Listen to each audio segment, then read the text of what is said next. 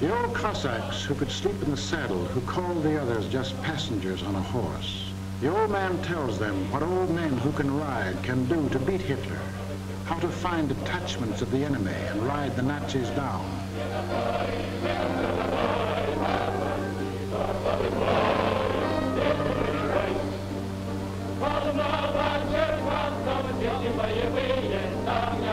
Budeni, the general with the wide mustache, is training Home Guard cavalry.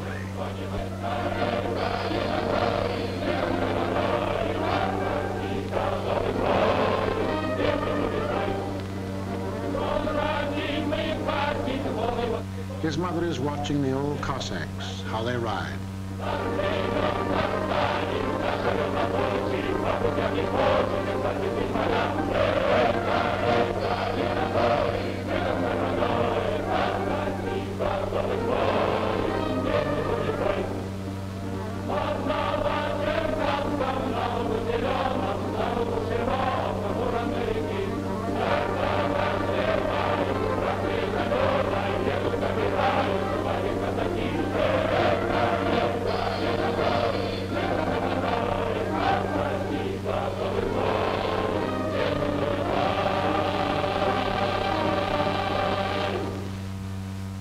In the city hospitals, young women have volunteered not to spill their blood, but to give it freely, to save some soldier who has lost his.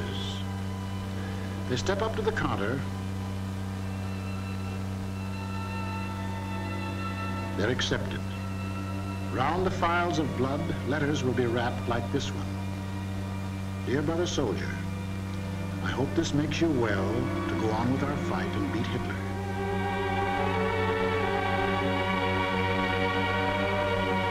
They slip on the gowns, the white masks. The table is ready. She didn't sleep last night, not knowing just how it would be to feel her blood running out into a glass bottle. The precious gifts are ready to go to the front, to the hospitals behind the lines.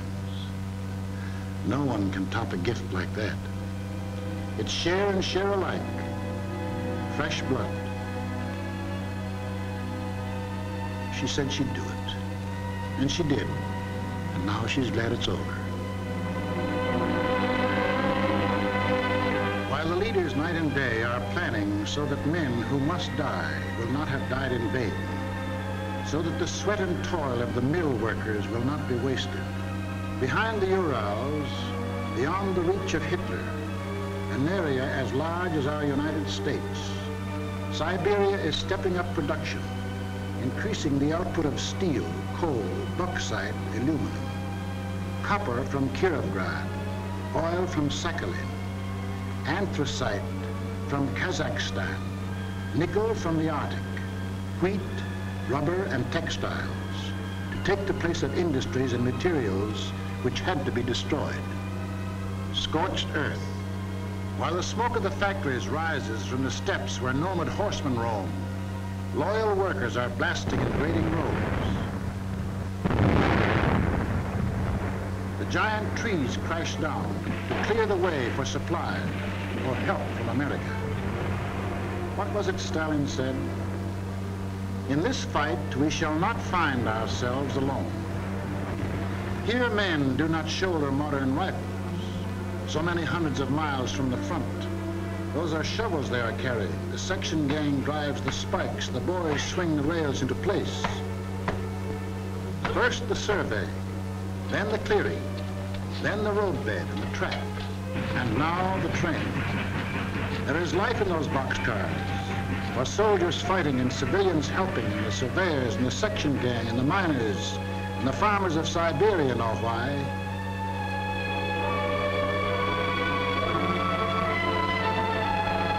Pipelines crawl across the plain.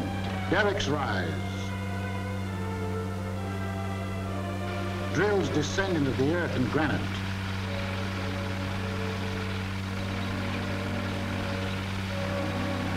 Oil gushes and flows. The centuries meet. The camel, the ancient ship of the desert, stands by the tower which pumps petroleum. Stalinsk, the mighty and modern.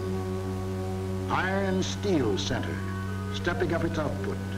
24 hours a day, doubling, tripling the tonnage.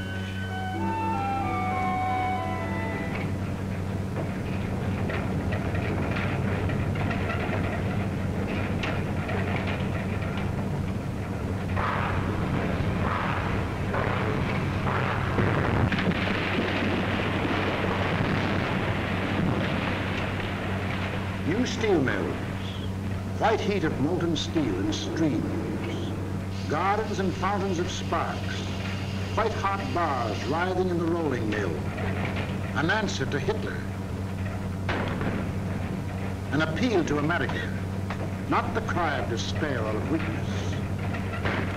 Siberia was not open to the factories, today or yesterday or the day before. As far as possible, the Russians were prepared. The Russians need tools and supplies to keep them working, to keep their defense machine geared and high. They need time and respect and encouragement.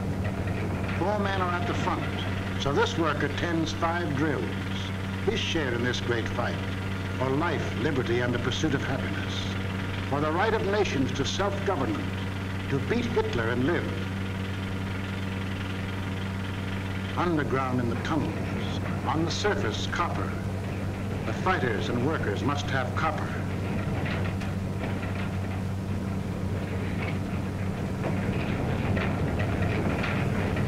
At noon, a factory meeting. A word of thanks from the leaders. A message from the soldiers and the women and the children who are miles to the westward, where they hear the guns and the sirens, where blood stains the earth, scorched earth, and death is a constant companion. Yes, here are women, too, who would rather mine copper than Heil Hitler, who wait anxiously for news from the West, where men are dying. The crusher, to crush Hitler. The washer, to wash up Hitler. Factories and mines, backing up the fighters to the westward. Siberia, awakening giant, proud to work, when working is fighting, not too proud to ask for aid from us.